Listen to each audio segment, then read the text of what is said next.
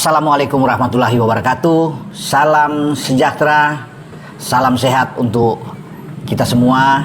Apa kabar teman-teman? Semoga baik-baik saja. Salam buat keluarga teman-teman ya, dimanapun teman-teman berada. Tim nasional kita, Garuda Muda, ya sejak kemarin berangkat itu tepatnya Jumat sore tiba di Hanoi.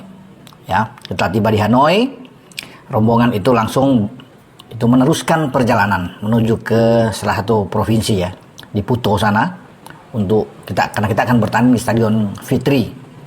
Nah, itu sekitar ya 80-an lah kilometer dari Hanoi. Jadi memang cukup melelahkan juga. Tapi tidak mengapa. Suasana sekarang sudah oke, sudah kondusif, dan barusan saya coba menghubungi manajer tim Pak Sumarji untuk menanyakan apa kabar Pak Sumarji, Pak Manajer. Ya, baik-baik saja. Dan kondisi tim untuk menghadapi Vietnam pada pertandingan besok gimana? Semua bugar, sehat, alhamdulillah, kata Pak Marji.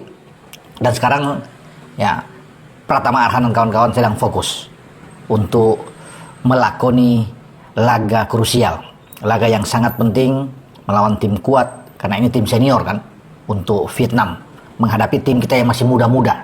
Ini anak-anak muda masih rata-rata 22 tahun yang dipersiapkan ke SEA Games Bangkok tahun depan, karena Indonesia itu sebagai juara bertahan.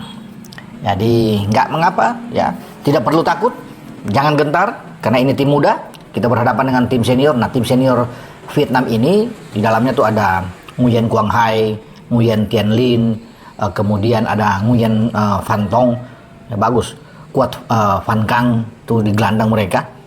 Nah, mereka ini adalah pemain-pemain yang berhadapan dengan tim di pra-piala dunia kita yang sekarang sudah lolos ke putaran ketiga kan, karena satu-satunya dari Asia yang mewakili putaran ketiga cuma Indonesia. Nah, di putaran kedua kita menghadapi Vietnam, kita menang 1-0 di Jakarta dan menang 3-0 di Hanoi.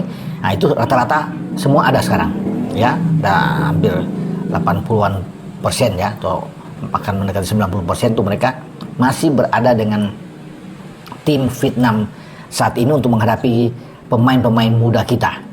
Ya, jadi bisa dibayangin ya. Jadi mereka sudah ketemu dengan Jai Ises, Tom Hai, Ragnar, Orat Mangun, Ivar Jenner, semua mereka sudah. Jordi, pemain-pemain dari Vietnam ini, mereka akan ketemu dengan adik-adik kita ini, tapi tidak perlu merasa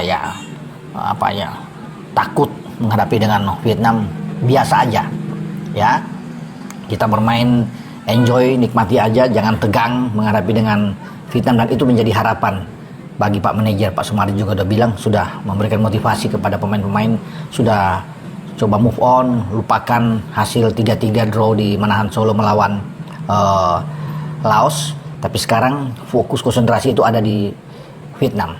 Nah, Ketua Umum Pak Erick Thohir juga sudah mengatakan bahwa kita tidak terlalu berekspektasi tinggi untuk bisa menang melawan Vietnam. Menang itu luar biasa, bonus yang pencapaian yang bagus sekali ya. Tapi ya realistis aja, imbang sudah bagus. Bahkan Pak Ketua bilang sudah luar biasa kalau kita bisa menahan imbang tim senior dari Vietnam, karena tidak main-main mereka untuk menghadapi AFF ini atau ASEAN Cup. Nah, mereka berlatih di Korea. Ini luar biasa persiapan mereka dengan klub-klub bagus ada di Liga Utama Korea Selatan, dan hasilnya mereka selalu menang.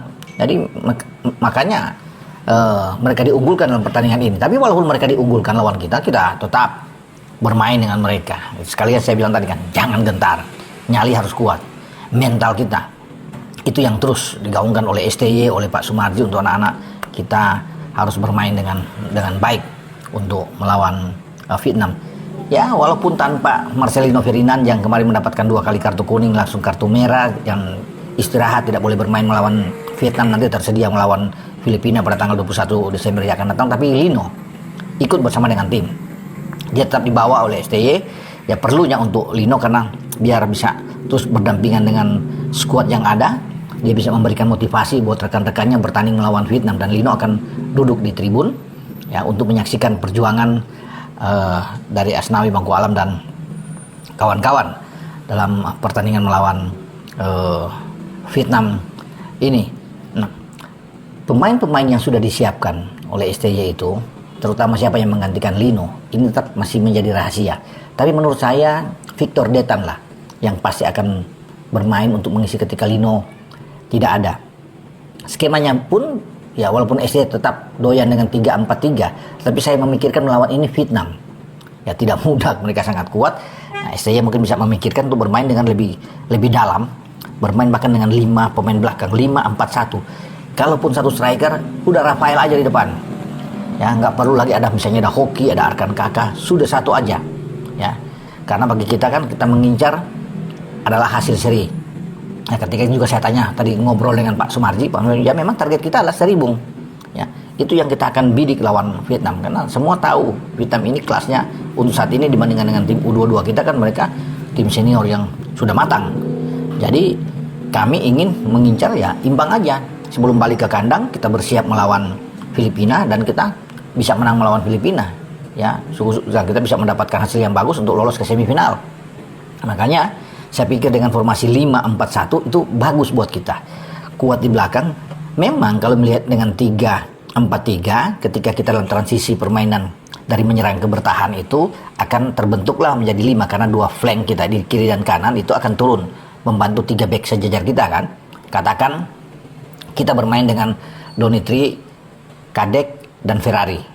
Nah, maka dua flank yang diisi oleh Asnawi dan Arhan ini yang ketika mendapat tekanan tentunya akan turun membentuk jadi 5, biasanya begitu. Ya dalam formasi 3-4-3 kan fleksibilitas aja yang terjadi di sana. Tapi dari awal saya pikir harus dengan 5 aja. 5 sudah aneh, jadi ini yang sangat kuat. Nah, kemudian 4 di tengah itu yang kuat dalam bertahan dan kita melakukan counter attack. Artinya serangan-serangan balik kita yang kita lakukan terhadap Vietnam, mengunci mereka di tengah karena kuat Van Kang itu dan teman-teman. Ya, Fitri itu bagus. Ya, bermain di tengah.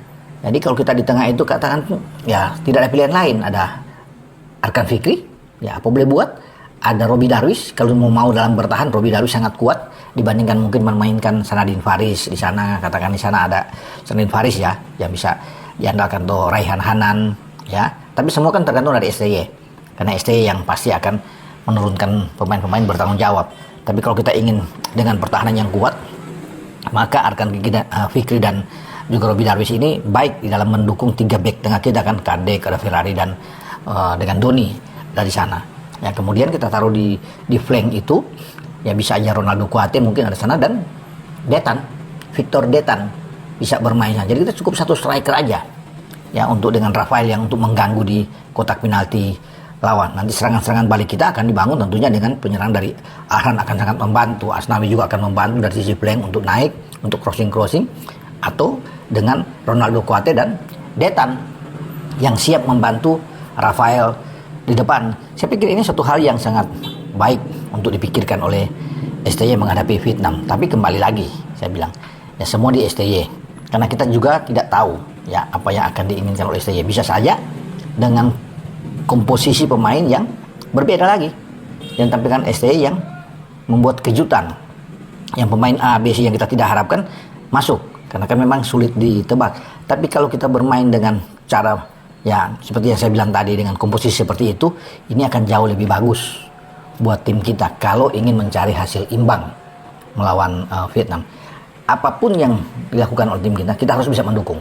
Ya, terus memberikan motivasi buat mereka, mengkritisi boleh. Kalau mereka memang jelek ya kita harus bilang jelek dan harus mengkritisi, membangun, jangan membabi buta tentunya. Ya, apalagi menghujat mereka, tentunya ada solusi-solusi yang kita kasih di sini buat perbaikan tim nasional. Dan Arhan ya tetap akan menjadi andalan untuk lemparan bola-bola matinya karena ini menjadi kekuatan kita dan juga diantisipasi oleh pihak Vietnam. Karena mereka tahu dengan ikutnya Arhan sudah terbiasa bermain dengan tim senior kita dan berhadapan dengan Nguyen Quang Hai dan Nguyen Ten Lin dan kawan-kawan. Nah, mereka tahu soal kapasitas lemparan Arhan karena kemarin melawan Laos kan bagaimana lemparan-lemparan dia yang menghasilkan gol. Selalu menghasilkan gol setiap Arhan mengambil posisi karena sulit, lemparan ke dalam ini sulit untuk diantisipasi oleh penjaga gawang lawan dengan lemparan yang begitu jauh yang dibuat oleh Arhan. Nah, Vietnam katanya akan mengantisipasi ini, menyiapkan strategi khusus untuk bisa meredam lemparan-lemparan dari jarak jauh Arhan ya. Semoga kita bisa tampil maksimal, mendapatkan hasil positif melawan Vietnam, sehingga kita bisa pulang dengan kepala tegak. Jadi kita terus memberikan doa, dukungan buat tim nasional. Kita semoga bermain lebih bagus lagi daripada pertandingan melawan Laos yang ya kurang mengenakan lihatnya. Ya, kacau balau di dalam hal kita membuild up serangan, transisi permainan yang jelek, ya passing yang masih berantakan ya melawan Laos. Semoga itu ada perbaikan. STY sudah mengevaluasi dan tim kepelatihan sehingga kita akan jauh lebih baik ketika menghadapi Vietnam. Oke, dengan saya Bung Ropan berbicara. Ciao.